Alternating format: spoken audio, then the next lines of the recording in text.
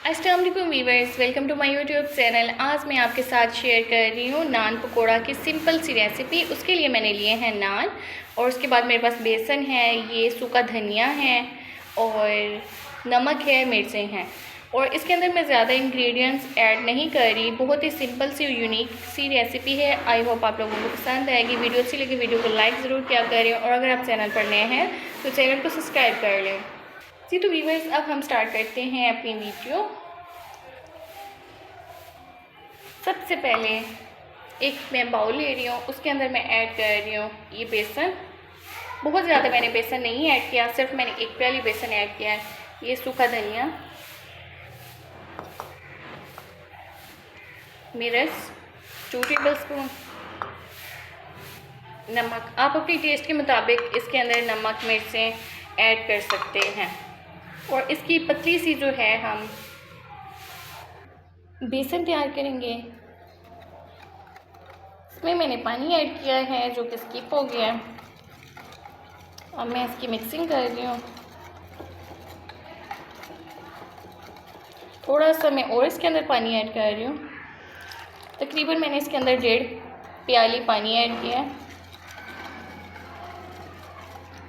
ये बहुत ज़्यादा पतला भी नहीं होना चाहिए और बहुत ज़्यादा थिक भी नहीं होना चाहिए। बस इसकी आप जो है नॉर्मल सी बेसन आपने तैयार कर लेना है।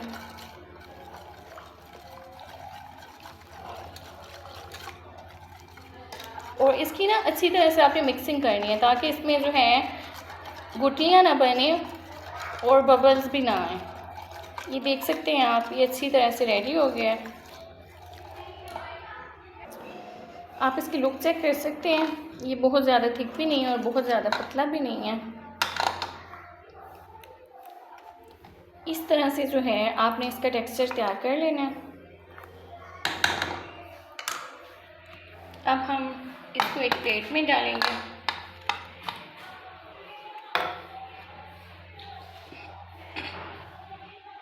बिस्मिल्लाहिर्रहमानिर्रहीम।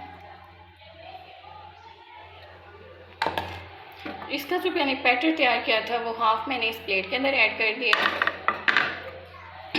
अब दूसरी तरफ जो है मैं फ्लेम ऑन कर रही हूँ।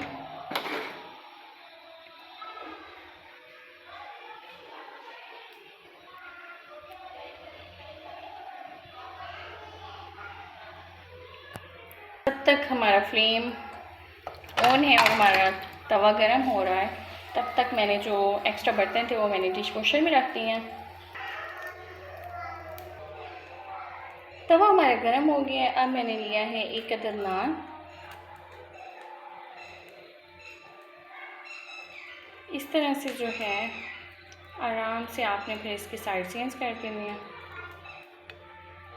बहुत ज़्यादा आपने पैटर नहीं लगाना अपने नान पे, बस नॉर्मल सा जो है आपने पैटर लगाना है इस पर।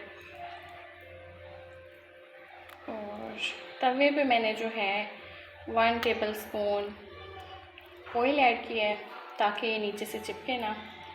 बिस्मिल्लाहिर्रहमानिर्रहीम।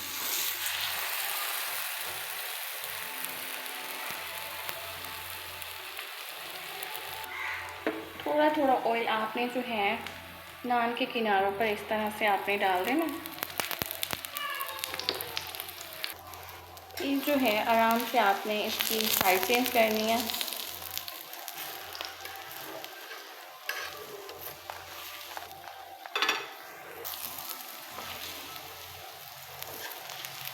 अब दूसरी साइड पे भी आपने इसी तरह थोड़ा थोड़ा ऑयल लेना है, वो आपने इसके चारों तरफ डाल देना है ताकि ये दोनों तरफ से अच्छी तरह से पक जाए।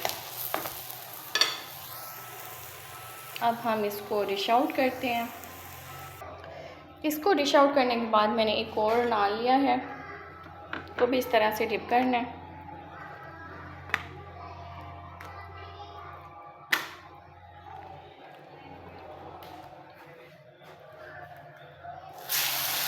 इस तरह से आपने तवे पे डाल देना है और ऑयलिंग आपने करनी है। फिर इससे आप चाहें तो इसको पैन में भी बना सकते हैं, क्योंकि अगर आप इसे पैन में बनाएंगे तो ये ज़्यादा अच्छे बनेंगे। क्योंकि अगर आप नॉन स्टिक पैन का यूज़ करेंगे तो ये नीचे से चिपकेंगे नहीं। दोनों साइडों से आपने अच्छी तरह से पकाना है। ये इस साइड से बिल्कुल अच्छी तरह से कुक हो गए। अब हम दूसरी साइड से भी इसको पका लेंगे। इस साइड से ये थोड़ा थोड़ा कच्चा अच्छी तरह से आपने पकाने हैं ताकि आपने जो बैटर लगाया था वो इसके ऊपर कच्चा ना हो। और अगर आपको रेसिपी अच्छी लगती है तो आप वीडियो को लाइक ज़रूर किया करें, शेयर किया करें, और अगर आप चैनल पर नए हैं तो आप मेरे चैनल को सब्सक्राइब करें और बेल आइकन को लाजमी दबाया करें ताकि मेरी आने वाली हर वीडियो आप तक पहुंच जाए।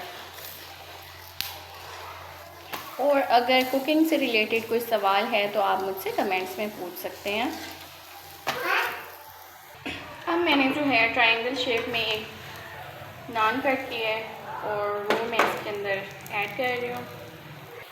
हमारा ये वाला नान भी अच्छी तरह से रेडी हो गया। अब इसको भी डिश आउट कर लेते हैं।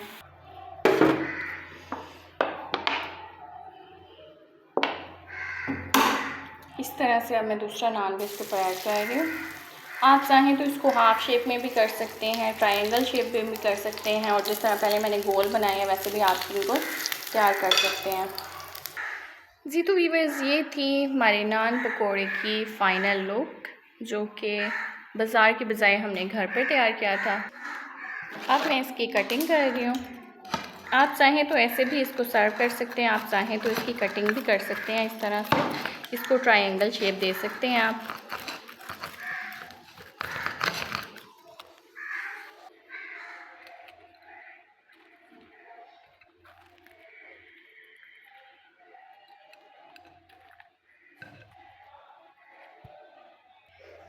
जी तो व्यूअर्स, ये थी मेरी आज की रेसिपी जो कि नान पकोड़े की थी। आई होप आप लोगों को रेसिपी अच्छी लगेगी। रेसिपी अच्छी लगी वीडियो को लाइक ज़रूर करें, शेयर करें, चैनल को सब्सक्राइब करें।